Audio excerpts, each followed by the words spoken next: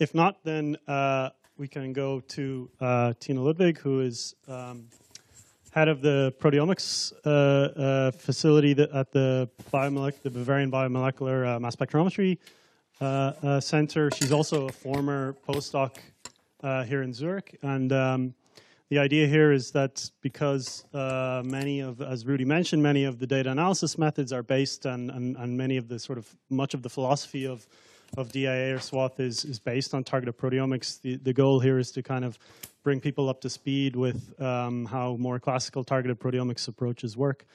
And this is Tina's role. Okay. Okay, cool. Thanks, Ben, for the introduction. And also from my side, welcome to the DIA SWATH course here in Zurich. Yeah, so the aim of my presentation here is to introduce you to the world of targeted proteomics and to highlight a bit the principles of the different mass spectrometric approaches that fell into this category of targeted proteomics.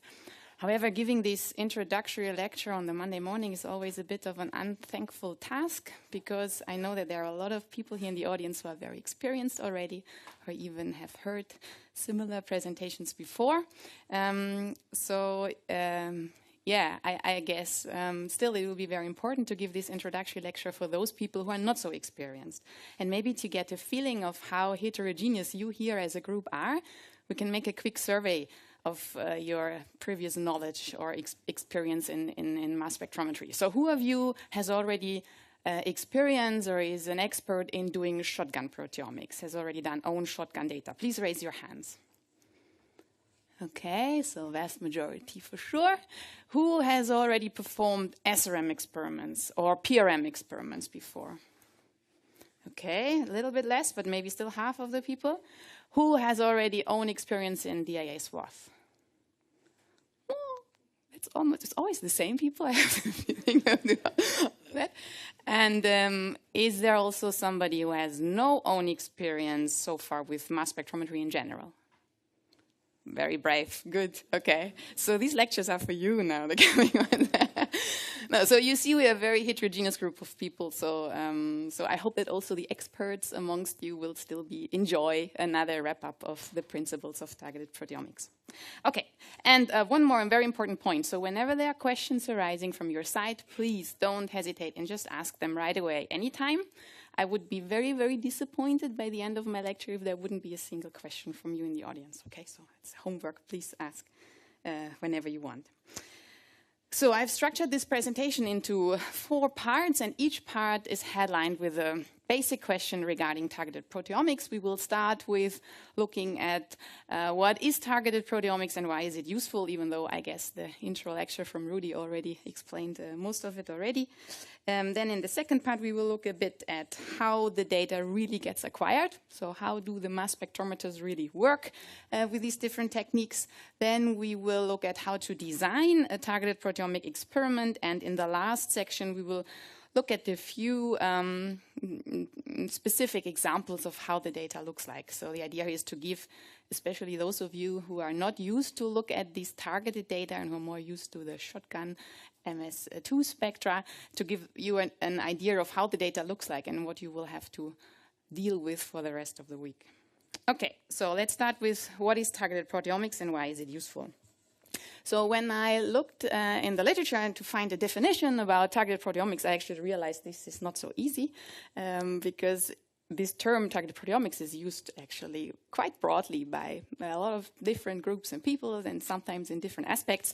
So I simply came up with my own definition. So Tina's definition of targeted proteomics is that this term is used as an umbrella term for different mass spectrometric techniques that all have the aim to accurately quantify a list of predefined proteins or peptides or post-translational modifications that are of specific interest for a specific project. So in other words, with targeted proteomics, you will typically never identify something novel, something new that you haven't heard before, but you always just try to very thoroughly validate or measure proteins or peptides that you already have an hypothesis for, that you already suspect to be somehow important for you, and This is also why targeted proteomics is often referred to as hypothesis-driven proteomics, also what you find in the literature. And then there's one more technical aspect about targeted proteomics, and that's that protein and peptide quantification with these mass spectrometric techniques up here is typically performed on the basis of fragment ion chromatograms. And that's in difference to shotgun proteomics, where we always quantify based on the precursor ion chromatograms. In targeted mass spectrometry, we very often, typically, not exclusively, not necessarily quantify the fragment ion chromatograms. And you will see this now for the rest of the presentation. Okay, so why is targeted proteomics something useful to do? I think after Rudy's talk, I can only just once more confirm that discovery or untargeted or shotgun proteomics is definitely a very important and valid mass spectrometric technique, and it's always the ideal technique for you in the moment when you want to identify proteins or PTMs or whatever in your sample. So in the moment when you globally want to map out which proteins or PTMs are present in the sample here that I have, then shotgun is the way to go. However, in the moment when you want to do targeted when you want to be more quantitatively accurate, then the targeted techniques that we will now discuss are the winners, and then you should consider using one of these techniques. And especially in recent years, where proteomic tends to be larger and larger and larger, in the sense that you want to analyze bigger and bigger sample cohorts, these performance advantages of targeted proteomics becoming more and more important, and why it becomes more and more useful to work with one of these techniques. And the fact that these performance advantages of targeted proteomics are really well accepted by now in the community and appreciated was also shown in 2012, where targeted proteomics became the method of the year selected by Nature Methods. Okay, so now let's get a bit more concrete, and let's look at these different flavors or different mass spectrometric acquisition techniques that we have in targeted proteomics. And historically, the first technique that falls under the umbrella of targeted proteomics is SRM, selected direction monitoring. And that's also why SRM is definitely the most frequently used and best established technique, which is also used by most people out there in the moment when they want to do a targeted proteomic experiment.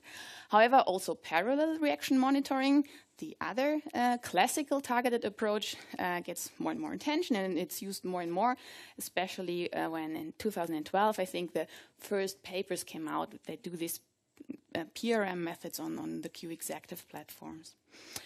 However, next to these two very classical approaches, there's also a third mass spectrometric acquisition type that falls into this category, that falls also under the umbrella of targeted proteomics. And that's the technique why you're all sitting here, that's SWATH-MS. But SWATH-MS is very special in that context because actually SWATH-MS data you can query in different ways, or you can interpret the data in different ways. So you can use SWATH data to do a more type of classical discovery-driven experiment. You can take SWATH data and simply ask the question, which proteins can I detect, which would be the classical discovery-driven approach. But you can also use SWATH data, and that's why it falls into this category, in a very targeted way. So you can use a predefined list of proteins and peptides and query the SWATH data just for those peptides and proteins. And then it's a targeted proteomic approach as well. Okay, so now a little bit complicating factor when you look at this slide and when you look at these three names is the fact that for all these three different approaches, there are additional names around in the field and used frequently. So for example, SRM, you also often find the term multiple reaction monitoring for it. PRM is also described as targeted MS-MS, MRM high resolution, or pseudo-SRM, MRM in different papers. And Rudy already mentioned SWATH-MS is also referred to as hyperreaction monitoring. Some people also just use the term DIA, the general term data independent acquisition, and refer to SWATH.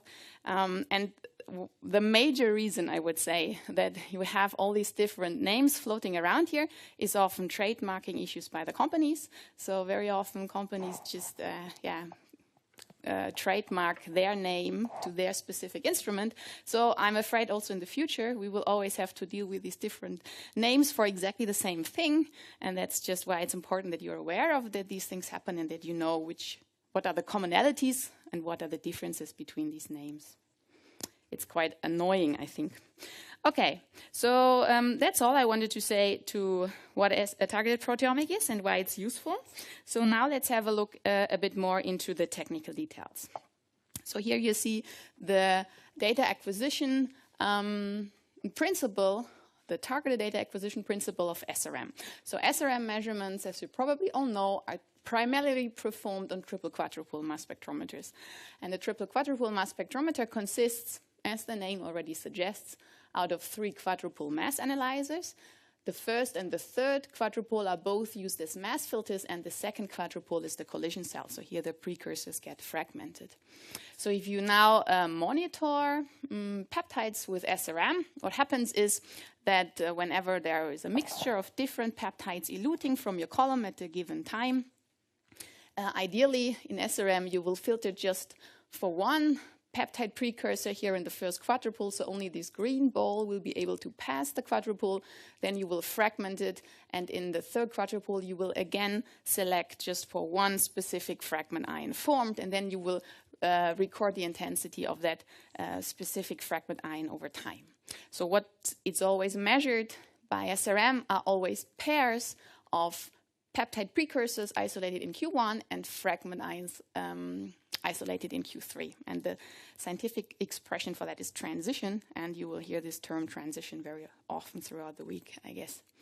So in SRM, at no stage ever there is a full scan recorded. Everything, no MS1 full scan, no MS2 full scan. You always just record intensities of specific transitions that you need to predefine and tell the instrument by generating such a transition list where you say which M/Z value you want to isolate here and here.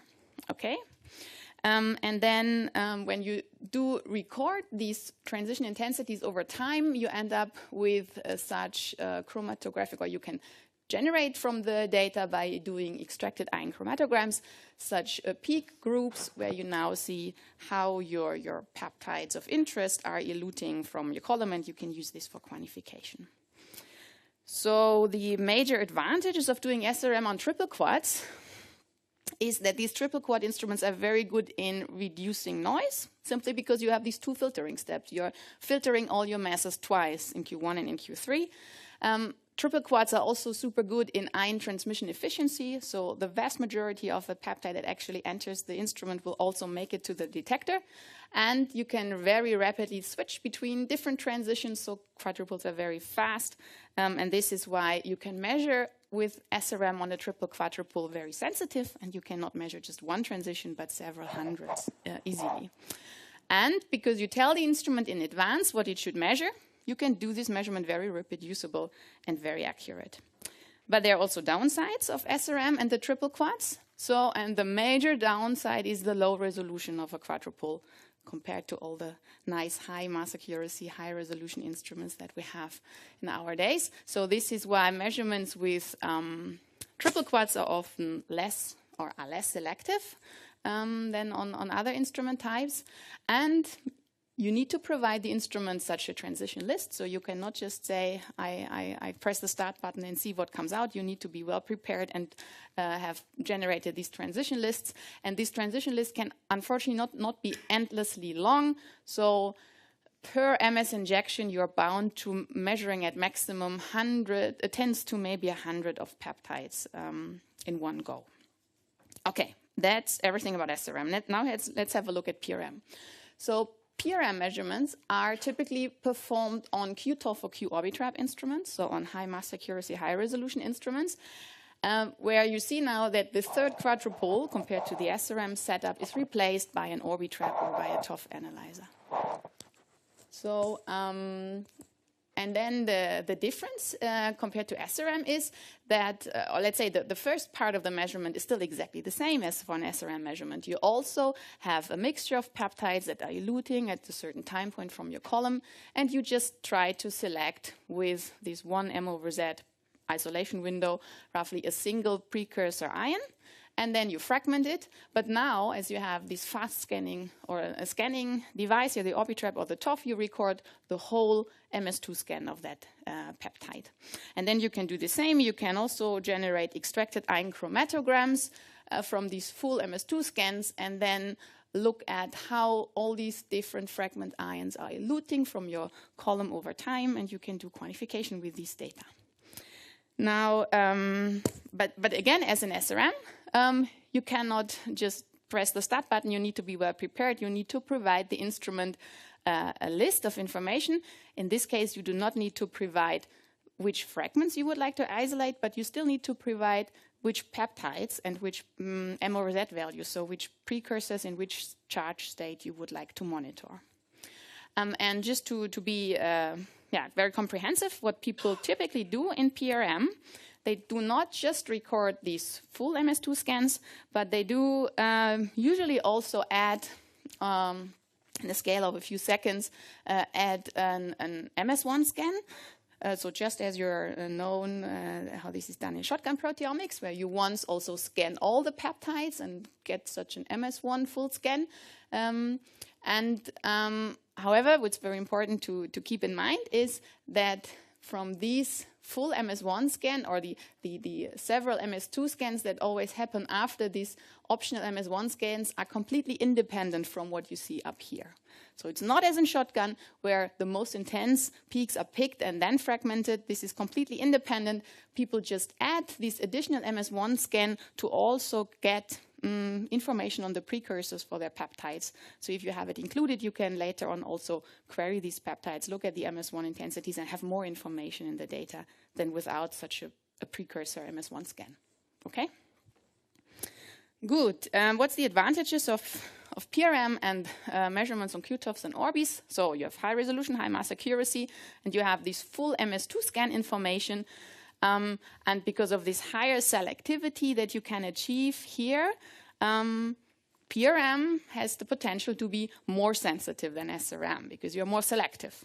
And you do not need to provide fragment ions. You can just provide these precursor ion lists, which is a bit less upfront work for you.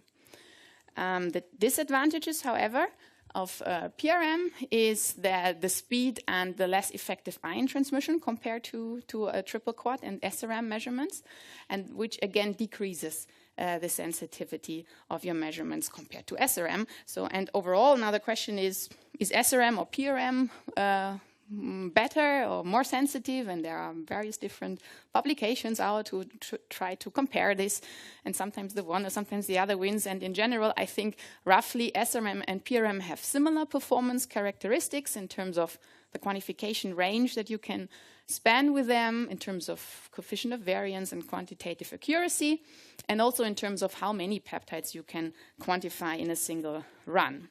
So then the question is, so when should you do a PRM measurement and not an SRM measurement? And one very good reason to do a PRM and not an SRM measurement is because you don't have a triple quad in your home institution or don't have access to it.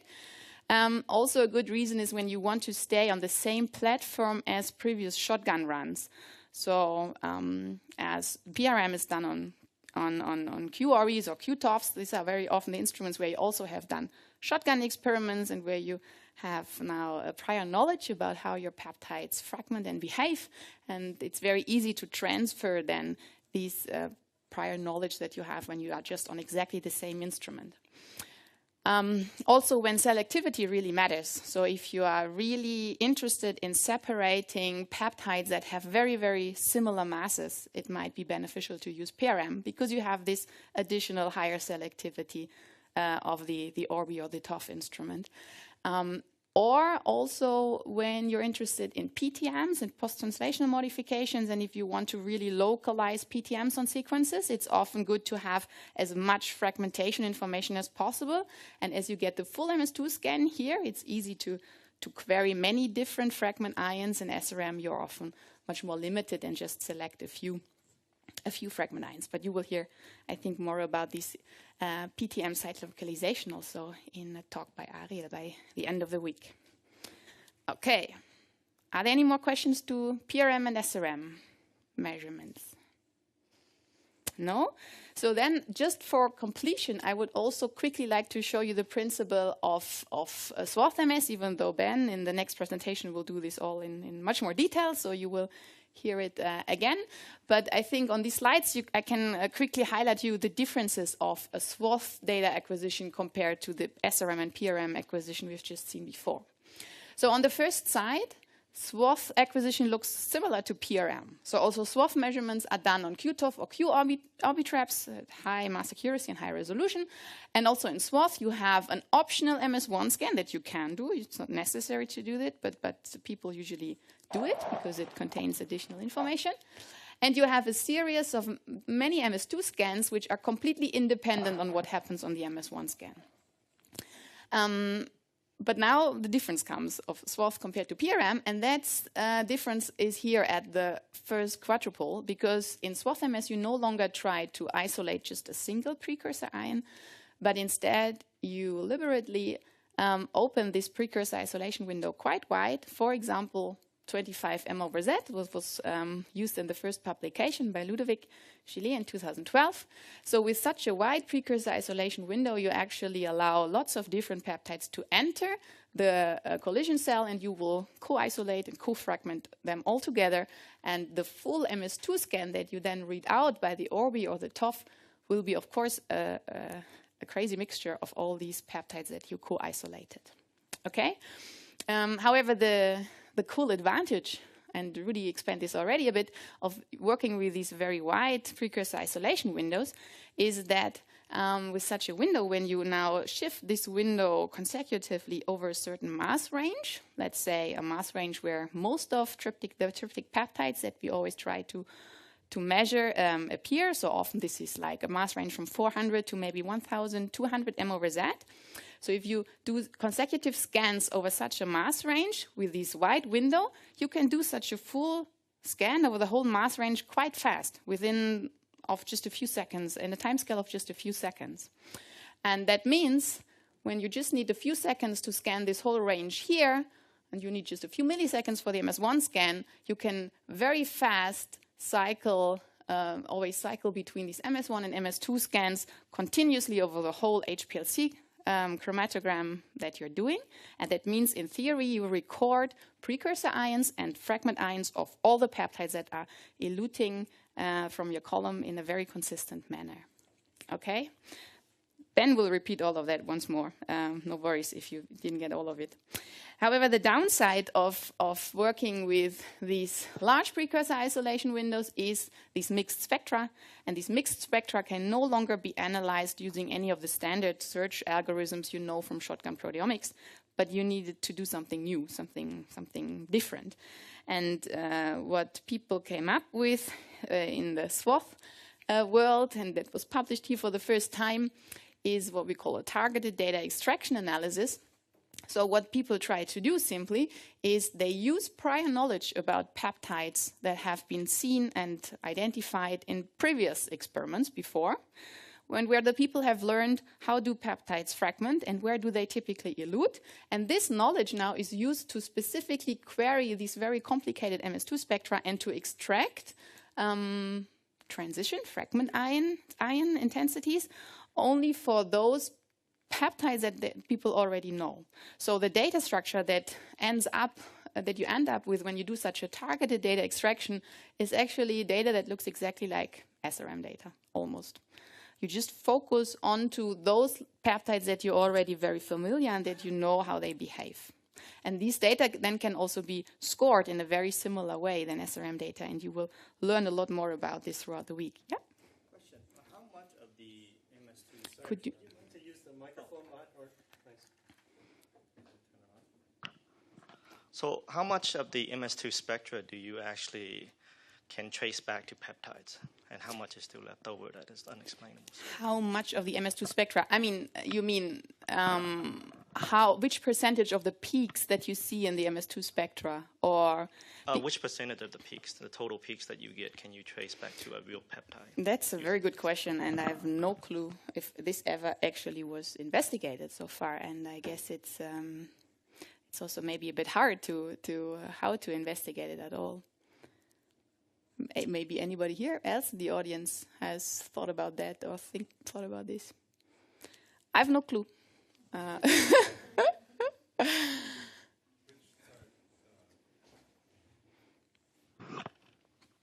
That was, so wait, so which percentage of peaks where in MS1? In the MS2 spectra. When you would look at all the peaks and all the MS2 spectra, which percentage of them you can find for, I mean... From DIA? From DIA, yeah. Just as a single spectrum, which of those, and which are noise or something? Mm-hmm. Oh, yeah. In that direction. No I have no idea. Okay. I mean, of course, it will also depend on your library, right? So, I mean, this list of query parameters is completely flexible. It can be just 10 peptides, and you can do a DIA analysis just for 10 peptides, SWATH analysis. But it can also be 10,000 peptides. And then you will, of course, also find much more percentage here.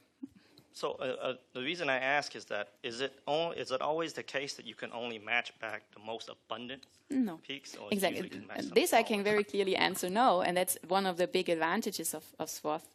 There is absolutely no dependency on most intense peaks or whatever. Of course, you will get better scores if you search for peptides that are abundant and that you get nice peaks. You will get more and more noise in the low abundant ones. But you can search for also very low abundant species. Yeah. Okay. So what are the advantages of SWATH-MS? So the major advantages, as Rudi also pointed out, is this unlimited number of targetable peptides and proteins. And that's because you do not target peptides and proteins during the process of data acquisition, but you target it afterwards during the process of data analysis. And how long this list here gets is in a way completely dependent on the user who queries the data. Of course, there are some limitations in here or certain things to take into account in terms of false discovery rate estimation, but these are also all points that will come up during the course.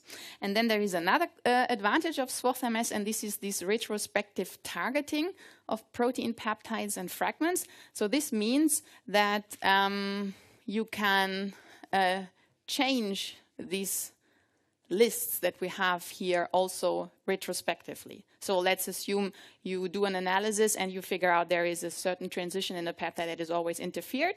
You can take it out and add a new transition for that particular peptide simply because all the data is here. You can also change peptides for protein, and you can even query for new proteins later on. Okay? And that's something that you cannot do with SRM, for example, where you're doing a targeted data acquisition. So,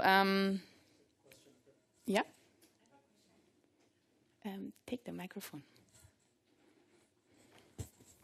Maybe you will say this in the disadvantages, but I was wondering, is there a mass M over Z value limitation in the isolation window? So because before you were mentioning the range 400, 2,200, like how can we go up especially if we are working with post-translation and modified peptides, then the mass range is higher. Okay, so there's not a super quick answer to that, but of course, so there are two things you need to consider. There can be a mass limitation depending on the instrument you work. So sometimes it's just the instrument itself that has a mass limitation, and then of course you cannot go above that.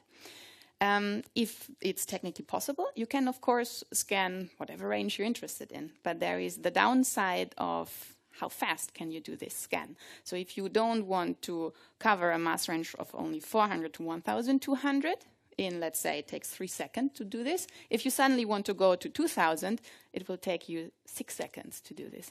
And then you're just too slow to do good quantification later afterwards, and we will look at this in the afternoon a bit more precisely about this. So then you could still do it, but then you must change other things. It will always be a trade-off. It's not just, you cannot just do it easily.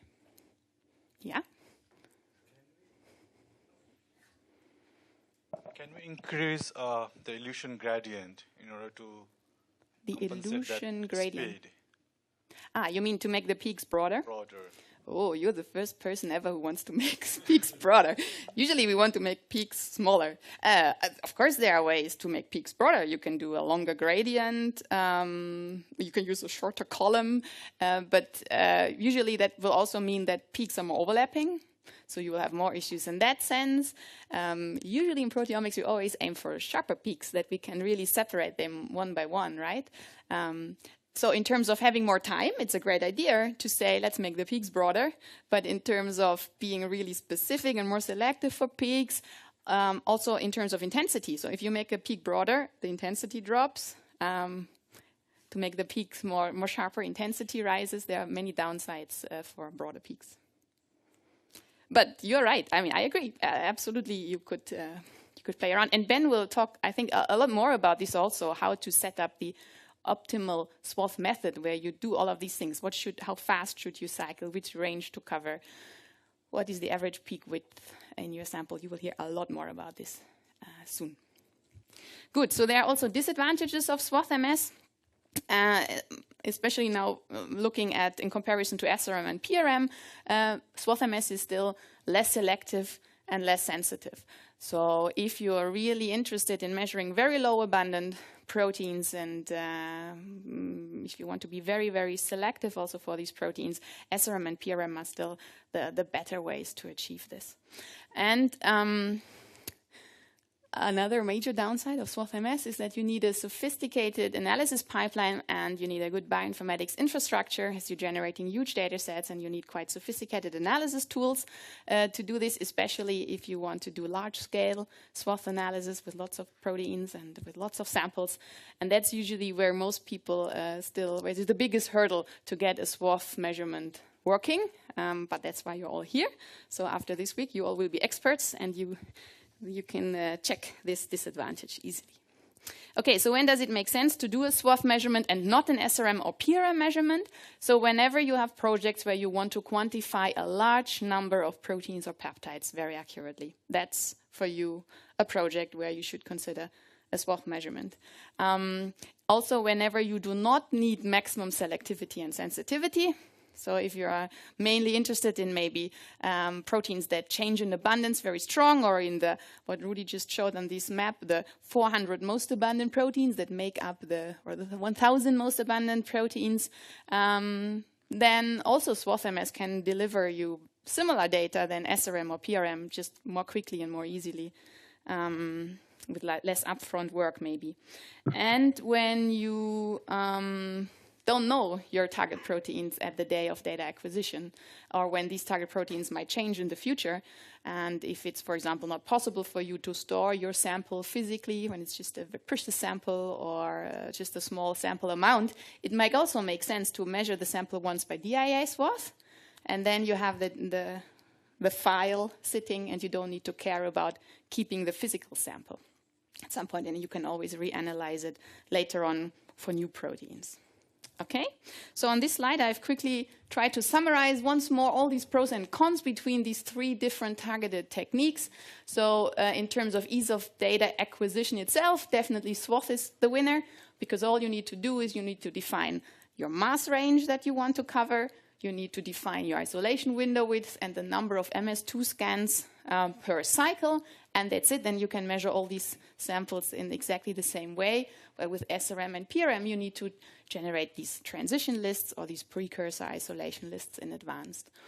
In terms of data analysis, I would say the most established analysis pipelines out there is for SRM, simply because it's also the longest, the oldest, best established technique. Also for PRM, there are software tools out there that you can use, and SWATH is probably still the hardest, especially the automated analysis of SWATH data, which requires more sophisticated tools. How many proteins can you measure with these techniques? So we already said it, thousands with SWATH, only 10 to maybe 100 with SRM and PRM. And SRM and PRM are also the winner in the dynamic range. So 4 to 5 orders of magnitude is what people have reported in the literature. And SWATH is rather in the range of 3 to 4 orders of magnitude. All those techniques should be highly reproducible and consistent compared to shotgun proteomics. as we are doing here a targeted data acquisition and here a targeted data analysis. We skip all these heuristics in data-dependent acquisition that we have in Shotgun. And retrospective targeting is absolutely impossible with SRM. With SRM, you will just be able to analyze what you have put into the instrument in terms of a transition list. With PRM, you can at least change fragment ions. So as you have recorded the full MS2 scan, you are retrospective in the sense that you can change which fragment ions you want to use for a given peptide. But with SWATH, you can really change retrospectively everything. You can query also new peptides and new proteins at a later stage. Okay, are there any more questions to the different targeted data acquisition modes that are out there in targeted proteomics? Great. Okay, then I would like to look with you into how to design now a targeted proteomic experiment. So if you want to start a targeted proteomic experiment for your project, you need 3 different types of information. You need to know which proteins you would like to target, which are the relevant projects for your proteins for your project. For those proteins, you need to know what are the best peptides that I should target that in the best way represent my target protein. And for all of these peptides that you have selected, you would also need to know how do these peptides now behave during my LC-MS analysis. That means you need to know where do these peptides elute, how do they fragment, and there is also this the sum of all these knowledge about the behavior is what we call the peptide query parameters. You must know the parameters that you need to query those peptides in a targeted analysis. Okay, and I will go now with you through these different types of information, and we will just look how people select them or what's important to consider here. Let's start with the protein selection. So protein selection obviously depends on each study and each project. Typically what people do is they just search the literature, what's already known in your specific biological question or context, what people have done before, or you can use previous Shotgun DDA data to search which might be the interesting proteins for your project, or you can use any other type of alternative data, protein data that is out there, so gene expression data or interaction data. There is no limit in creativity, what you can do and what you can use to figure out which are the proteins that are important for your project. The only other thing to consider is how long or how many of these proteins you should select. So I always think it's rather easy to make a too long protein list than to really focus on the proteins that are relevant. But no matter, how long your protein list is will depend on which measurement type you can use. So in the moment when you're far above 50 proteins, then definitely you should rather consider a SWATH measurement. If you want to have a nice SRM or PRM project, it's very advisable to stay in the range of below 50 proteins, or it gets very tedious. Okay, so let's assume you have defined your protein list. You know what you want to target. Then the next question is, as Rudy already said, for every protein we have 10 to 100 peptides. Which of these peptides would you like now to query? Because for SRM and PRM, we are actually very limited. So there we really just should select a few representative peptides per protein. In SWATH-MS, we are not so limited. So there we can just say, okay, let's measure everything, even though also what came out of Rudy's presentation a little bit, it might also for SWATH-MS make sense, not just to say, let's keep on adding every peptide that we have ever seen for a given protein, but maybe also in SWATH-MS, it's better to just focus on a few ideally representative peptides for protein to get better quantitative results. Okay, so which one should that be? And what people have done here, what you find in the literature is that people try to select peptides that fulfill 2 criteria. They try to go for the best flying peptides, so they try to select those peptides that would give the highest intensity in the mass spectrometer to be maximally sensitive. And there is a second criterion, and that is people try to go for the peptides that are unique for a given protein, so that are not shared between proteins, so that you can really be selective as well. And while these peptide uniqueness down here is often simply defined based on the genome sequence. So people just look in the genome, what's the unique peptide for a given protein in a given species. Even though this has, of course, is also not always optimal, but that's in the vast majority of cases how this peptide uniqueness is defined. The question is, how do you find out what is the best flying peptide for a protein? How do you know that? And the very best way to do this is to use empirical data. So you can do either own experiments, or you can use online repositories for that. So use your own data or use data of other people. And these online repositories, I'm sure you all heard about before. There are a large number of online repositories in the field of proteomics where people deposit their data, like Peptide Atlas or Pride or many more, and where you can simply go and see which peptides have been found for your target proteins before, and how often have they been found. Or if you want to invest some work by yourself, or if your proteins never pop up in these repositories, you can also generate own data. And ideally, you would do this on your own samples. So the samples that you generate for your project, you would simply start measuring these samples first by DDA, shotgun, and see which peptides you find. Ideally, in order to increase the coverage in DDA, you can also further fractionate your sample, or you can in vitro synthesize your proteins and like that generate your target proteins in a rather high abundance. So that's also a very elegant way of getting a lot of peptide information for your given proteins. Or if all of this doesn't work, you can also simply just select all theoretical tryptic peptides for a protein and try to target them. It's also reported or can be quite successful. However, this is only possible, of course, if you have just 1 or 2 protein targets. This cannot be done on large scale. Okay, and if none of this works, if you have no empirical data and you cannot generate empirical data yourself, then the second option is to use prediction tools. So there are several prediction tools out there. You see some of them are also quite old already, where people have tried to predict, based on the protein sequence, which peptides, typically tryptic peptides, will most likely be the most intense ones. And these prediction tools then can also be used to rank all the theoretical peptides and to take the highest one, the top 10 or the top 5. However, I would like to immediately also pre-warn you a bit. These prediction tools are definitely performing less well than to really use empirical data by yourself. That's usually the much better way to go forward. But if you don't have the chance to do anything, it's also a better starting point than to start from nothing, I guess. Okay, and there's also a scientific expression that you will find in the literature for these peptides that fulfill these 2 criteria. So peptides that are unique and that are very good MS flying peptides.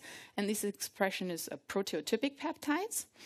However, especially in the last years, there's also an alternative expression being coined, and that's quantotypic peptides. Have you heard about this before? Does anyone of you know what's a quantotypic peptide?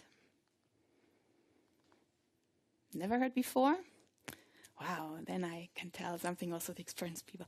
A quantotypic peptide is actually also always a proteotypic peptide. But not every proteotypic peptide is also a quantotypic peptide, because quantotypic peptides fulfill additional criteria that make these peptides especially suited for good quantification.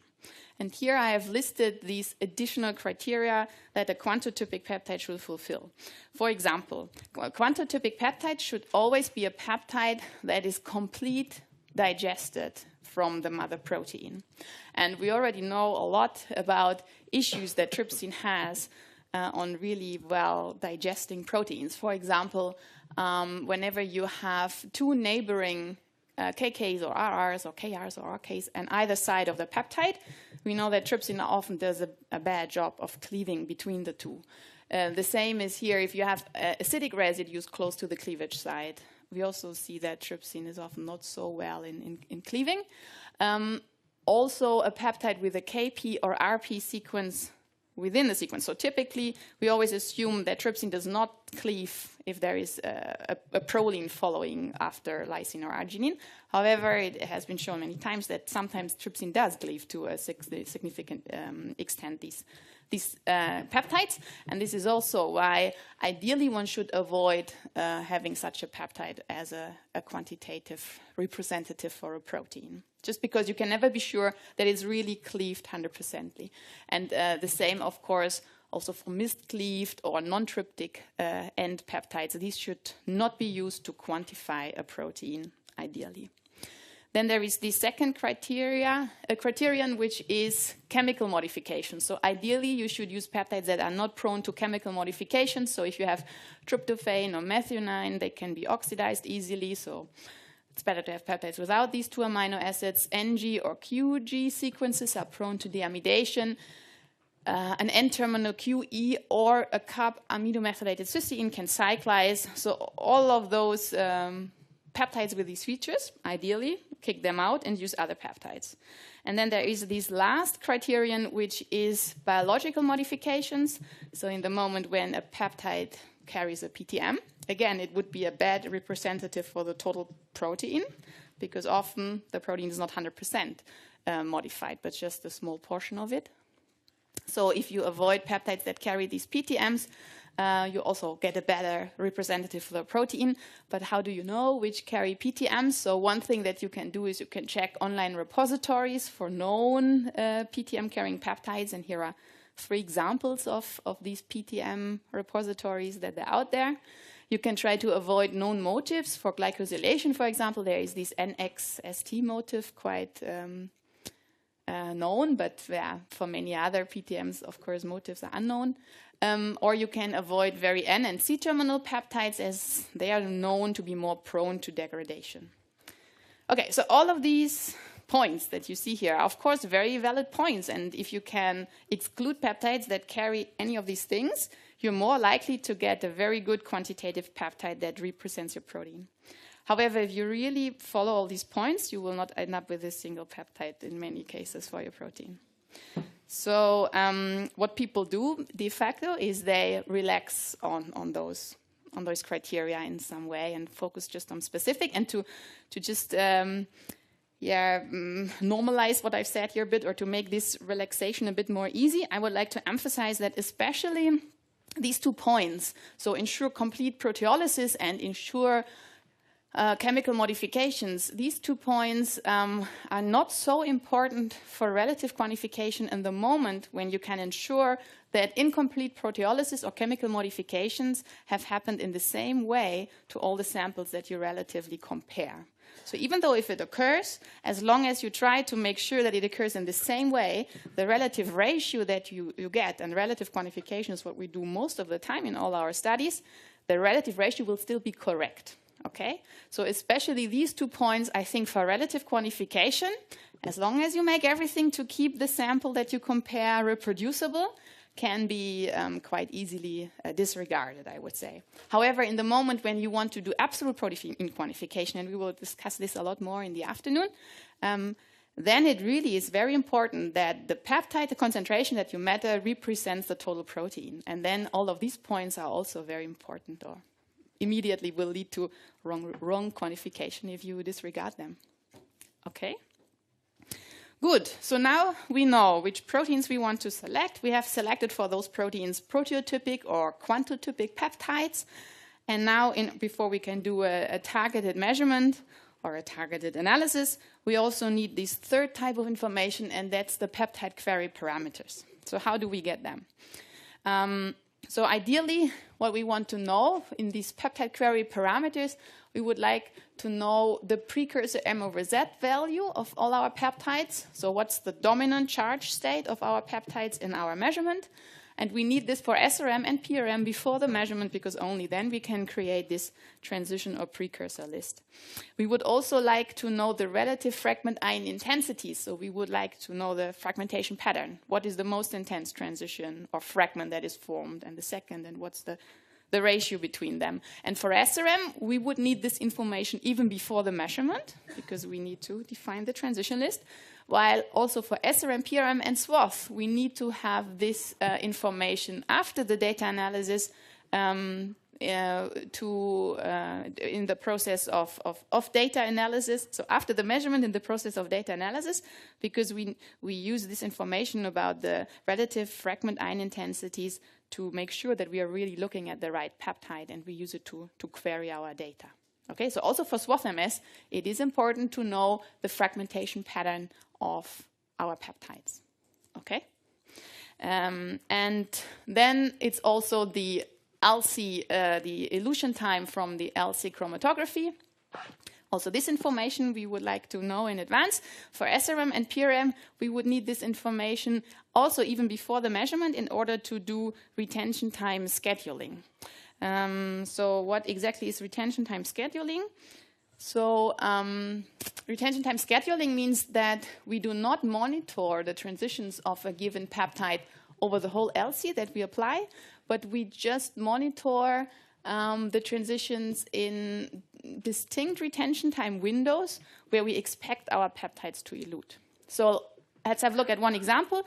If we have here 4 peptides that we want to measure with SRM or PRM, and if we know roughly where they elute, what we would do in retention time scheduling is we would just measure the transition of this first peptide from minute 8 to 18, and the transitions for the second peptide from minute 18 to 30, and so on and so forth. And like this, the overall number of transitions that we measure per time point is much smaller, but we still can cover 4 peptides.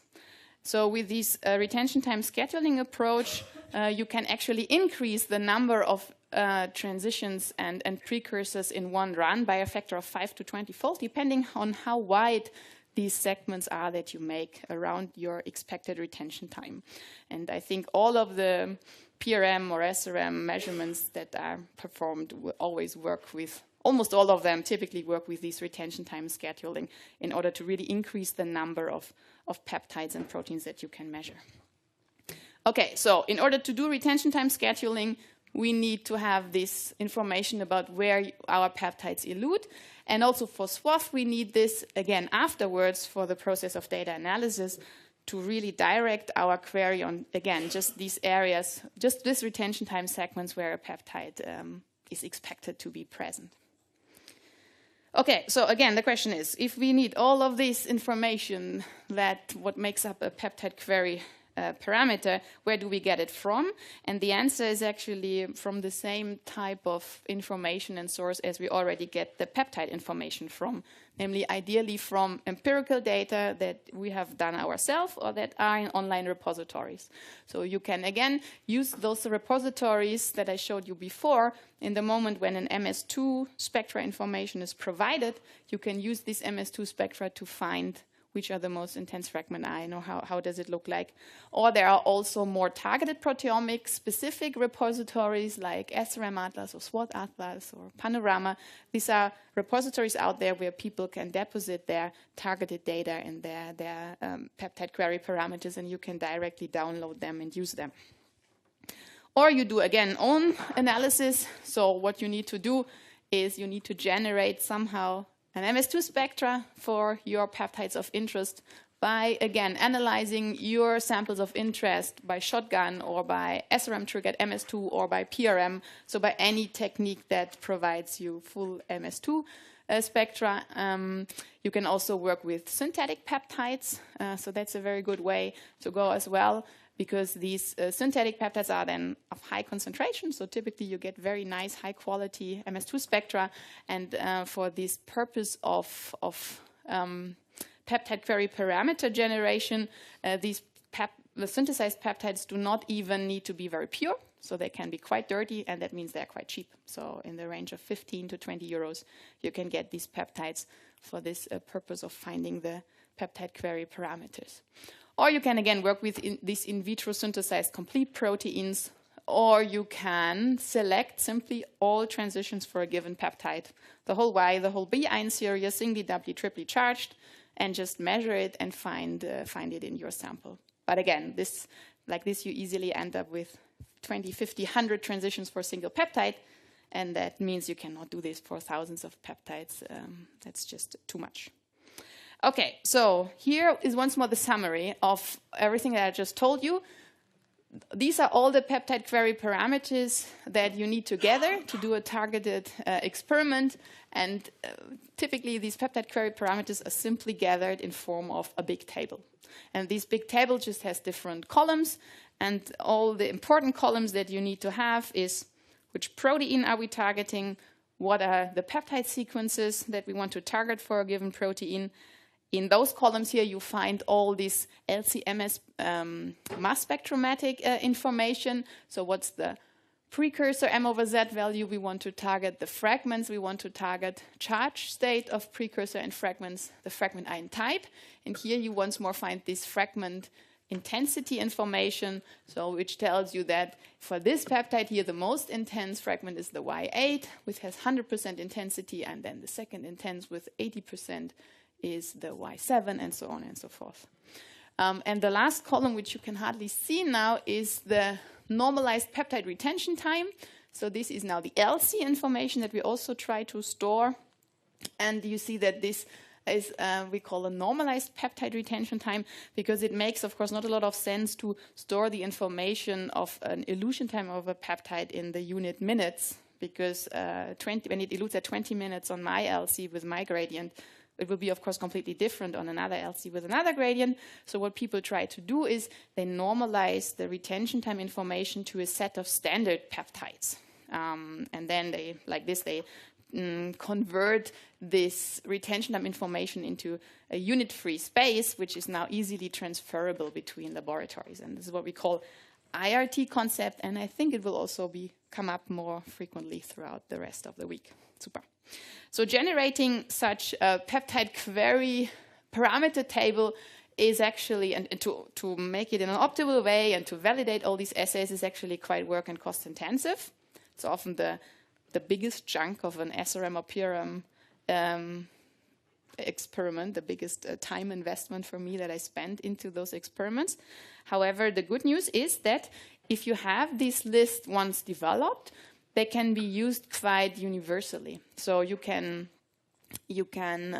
exchange these lists and quite easily between also projects or between labs. And these lists can then be stored in these public repositories, as I've showed you before. So this is once more a summary of different repositories that are out there to store targeted proteomic assays or these peptide query parameters that I'm all the time talking about. So you can benefit via these repositories from the work of other people. At the same time, it's also great if you deposit your own work there, and then other people can benefit from yours. So really check out these websites, and if you plan to start such an experiment, see what people have done before, and very often you can really get a kickstart and really start from something that somebody else has done already. Are there any more questions to how to design a proteomic experiment? What is a peptide query parameter, and what's important and why is important? Great. Then just very briefly, the last part, which is especially for those people who have never seen targeted proteomic data so far. So if you now look for the first time at these targeted proteomic data, there are actually 6 criteria that you can always keep in mind and that you can follow to make sure that you're actually really looking at the peptide that you think you are that you're looking at the right peptide.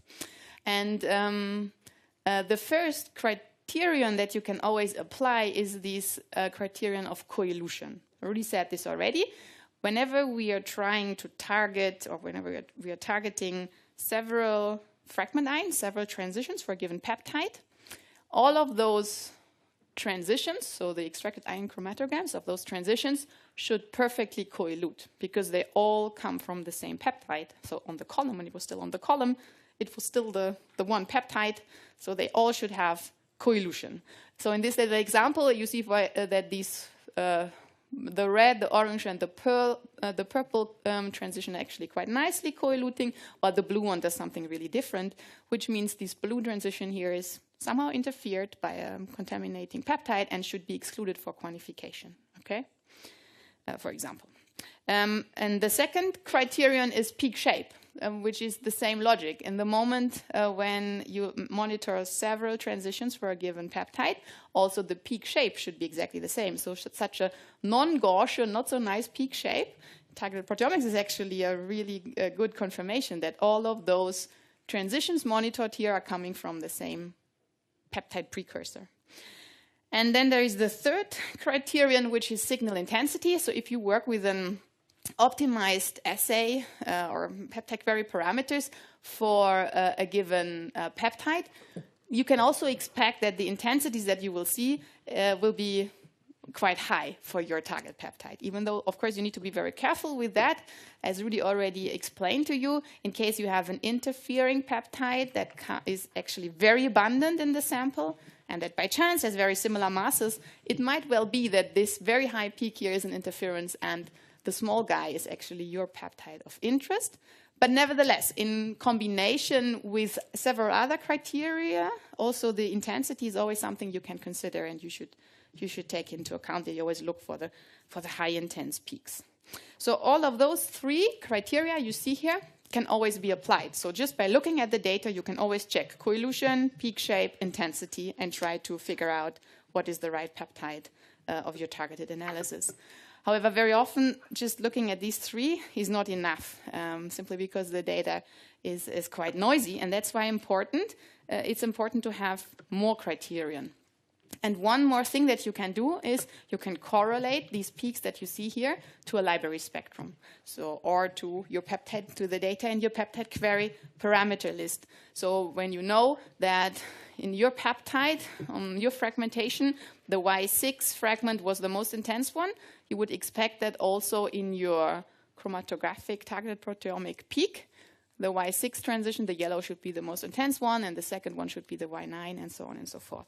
So you would expect that those intensities reflect also the intensities in your MS2 spectra. Then there is correlation in retention time. So if you already know where you expect your peptide to elute from your LC, because you have IRT information available, and you expect it to be at 10.2 minutes, then it's very good if the peak that you see is very close to this expected retention time. So this is something you can check.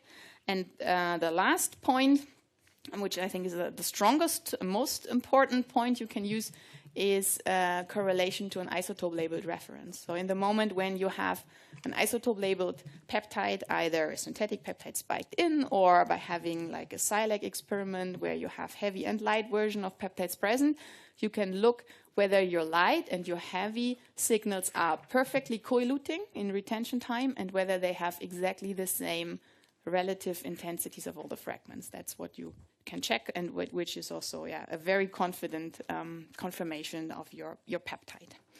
Okay, and on the next slides, I would just quickly like to practice these 6 criteria together with you based on a few examples. Yeah? Shall we skip it? Okay. I'm also happy to skip it. I mean, it's no problem. But I also think it goes quite fast. Will be. Okay. Yeah, then we skip it at this point and make lunch break. Yeah, it's a good point.